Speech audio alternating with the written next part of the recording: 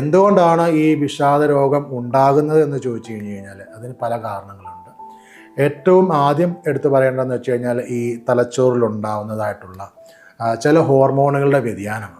ഇപ്പോൾ നമുക്ക് പറഞ്ഞ സെറോട്ടോണിൻ, ഡോപ്പാമിൻ, നോറെപ്പിനോഫ്രിൻ ഒക്കെ പറയുന്ന പലതരത്തിലുള്ള രാസവസ്തുക്കളുടെ വ്യതിയാനം മൂലം ഈ പറയുന്ന വിഷാദരോഗത്തിലേക്ക് വരാൻ സാധ്യതയുണ്ട്. പിന്നെ ചെറുപ്രായത്തിലുണ്ടായിട്ടുള്ള ചില വേദനാജനകമായിട്ടുള്ള ചില പ്രശ്നങ്ങൾ, ചിലപ്പോൾ കുട്ടിക്കാലത്ത് സ്കൂളിൽ വെച്ചുണ്ടായതാവാം, അല്ലെങ്കിൽ വീട്ടിൽ നിന്ന് ക്രിയേറ്റ് ചെയ്തിട്ടുള്ളതാവാം.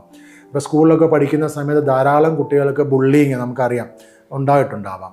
അപ്പോൾ അതൊക്കെ അവരെ പിൽക്കാലത്ത് അവർക്ക് വിഷാദ രോഗത്തിലേക്ക് ചിലപ്പം നയിച്ചെന്ന് വരാം. അതൊരു പ്രധാനപ്പെട്ട കാരണമാണ്.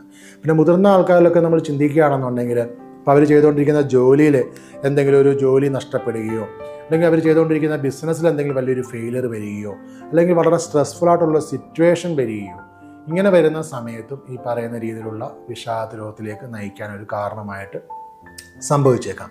ഈ സാമൂഹികപരമായ ചില പ്രശ്നങ്ങളുണ്ട്. ചില ഇപ്പം ഞാൻ പറഞ്ഞില്ല കോവിഡ് വന്ന സമയത്ത്, അപ്പോൾ അത് ഇപ്പോഴത്തെ അങ്ങനെ ഒരു പാൻഡമിക് വന്ന സമയത്ത് ധാരാളം ആൾക്കാർ ഒരു സോഷ്യലി ഐസൊലേറ്റഡ് ആയിപ്പോയി.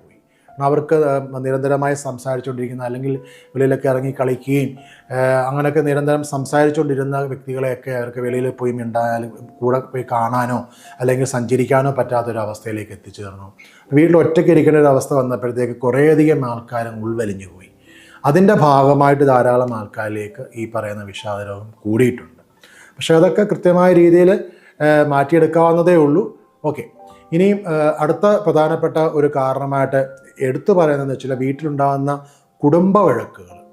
അത് വലിയൊരു കാര്യമാണ്. അതെന്ന് വെച്ചാൽ വീട്ടിൽ നിരന്തരമായിട്ടുള്ള ബഹളം, പ്രശ്നങ്ങൾ, ഇപ്പോൾ ഹസ്ബൻഡ് വൈഫ് തമ്മിലുള്ള പ്രശ്നങ്ങൾ, അല്ല പേരൻസും കുട്ടികളും തമ്മിലുള്ള പ്രശ്നങ്ങൾ, അങ്ങനെ പലതരത്തിലുള്ള കുടുംബ വഴക്കുകളും പ്രശ്നങ്ങളും ഉണ്ടെന്നുണ്ടെങ്കിൽ അത് ഒരു പ്രശ്നത്തിലേക്ക് നയിക്കാനുള്ള കാരണമാണ്. പിന്നീടൊരു പ്രധാനപ്പെട്ട കാരണമെന്ന് എനിക്ക് തോന്നിയിരിക്കുന്നത് ഈ പ്രേമനൈരാശ്യം.